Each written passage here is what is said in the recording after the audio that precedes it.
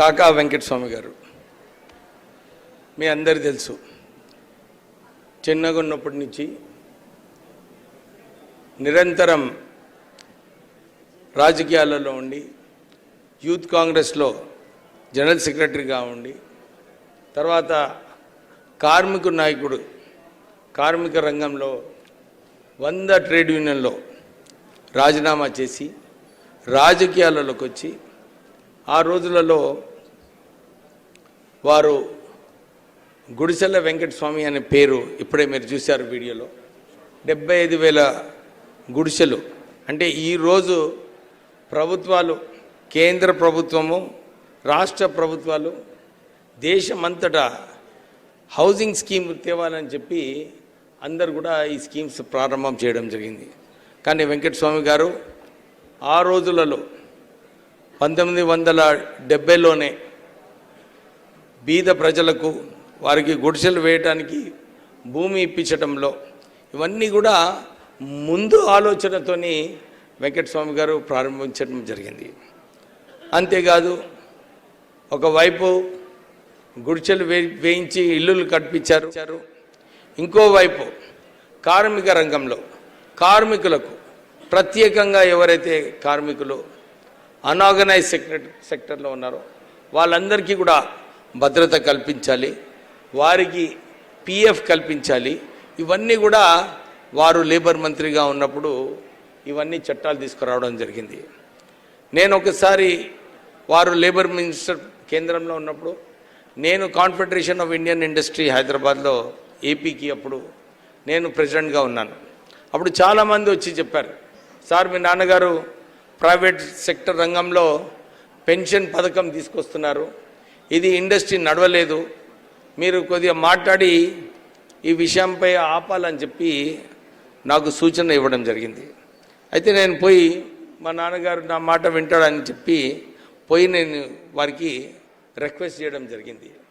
అయితే వారు తక్షణమే నాకు అక్కడ కోపంతో నువ్వు గెట్ అవుట్ ఫ్రమ్ హియర్ అని చెప్పి నాకు ఆయన చెప్పడం జరిగింది. ఏమన్నారంటే, నేను ఇది ప్రజలకు ఎవరైతే రిటైర్ అయిన తర్వాత వీళ్ళందరికీ అమ్మా నాన్న చాలాసార్లు కొంత పిల్లలు చూడటం లేదు అమ్మా నాన్నను, వీళ్ళకు భద్రత కల్పించాలి, నేను వారి కోసం పెన్షన్ స్కీమ్ తీసుకొస్తుంటే మీరు అడ్డుకుంటున్నారు, మీరు ఇండస్ట్రియలిస్ట్ అందరూ కూంచూస్ అనే చెప్పి వారు నన్ను అక్కడి నుంచి గెట్అవుట్ అని చెప్పి పంపించేశారు. అంటే నిరంతరము ప్రజలకు ఏది మంచిదో ప్రజలకు మంచిగా చేయాలని చెప్పి ఆ ఆలోచన ఉండేది. ఈరోజు ప్రైవేట్ రంగంలో కూడా అందరు కూడా మెచ్చుకుంటున్నారు. ఇంత మంచి పథకము వెంకటస్వామి గారు తీసుకొచ్చారు, మాకందరికీ కూడా లాభం ఉందని చెప్పి అందరు కూడా ఈరోజు గుర్తించుకుంటుంటారు.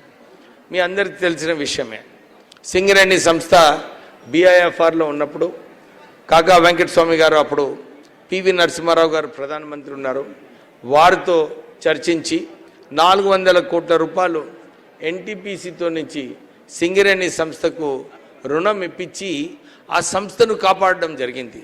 ఆ రోజులలో సుమారు 1,00,000 వర్కర్సు వారి కుటుంబ సభ్యులకు అందరికీ కూడా అండగా ఉండి, లేదు సింగరేణి కార్మికులందరూ కూడా చెమటకారి వాళ్ళు సింగరేణి సంస్థ కోసం పనిచేస్తున్నారు, ఆ సంస్థను మనం కాపాడుకుంటే మంచిగుంటుందని చెప్పి ఆ రోజులలో సింగరేణి సంస్థను కాపాడుకోవడం జరిగింది.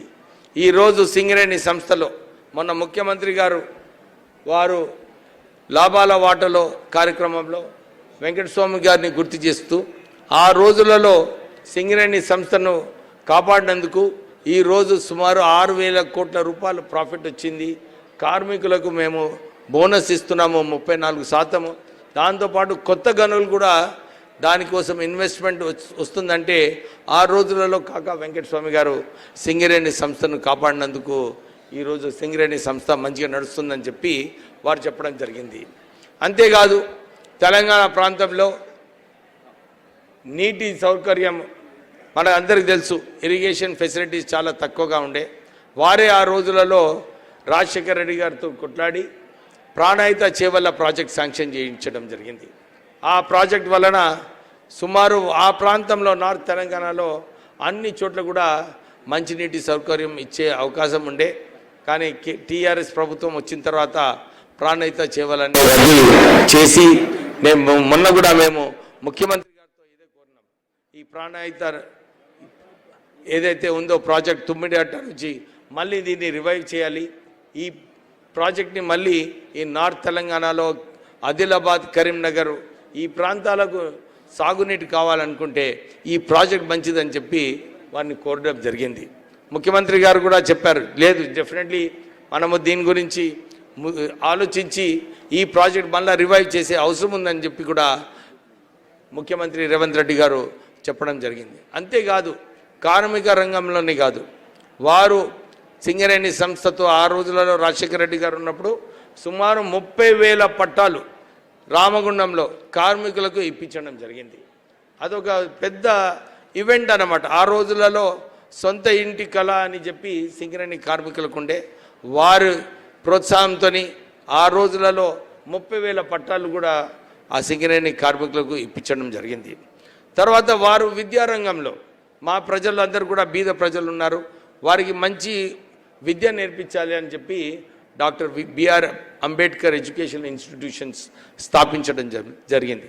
ఈ ఎడ్యుకేషన్ ఇన్స్టిట్యూషన్స్ ద్వారా సుమారు 2 లక్షల మంది చదువుకొని ఈరోజు ఐఏఎస్, ఐపీఎస్ ఆఫీసర్స్ కావడంతో పాటు అందరూ కూడా మంచి హోదాలో ఉన్నారు. ఆశ్చర్యమైన విషయం ఏంటంటే ఎక్కడ పోయిన కానీ నేను మొన్న మునుగోడు ఎలక్షన్ పోయినప్పుడు కూడా చాలామంది వచ్చి సార్ నేను డాక్టర్ బిఆర్ అంబేద్కర్ స్టూడెంట్ అని చెప్పి వారందరూ కూడా కలవడం జరిగింది. అంటే చాలామంది ఆ ఇన్స్టిట్యూషన్స్ నుంచి పాస్ అయిన తర్వాత మంచి హోదాలో ఉన్నారు. మొన్న కూడా స్టేట్ ఎగ్జామినేషన్స్, ఇంటర్మీడియట్ ఎగ్జామినేషన్స్లో 2nd, 4th, 5th, 6th ranks వచ్చాయంటే అది డాక్టర్ బిఆర్ అంబేద్కర్ కాలేజ్ నుంచి.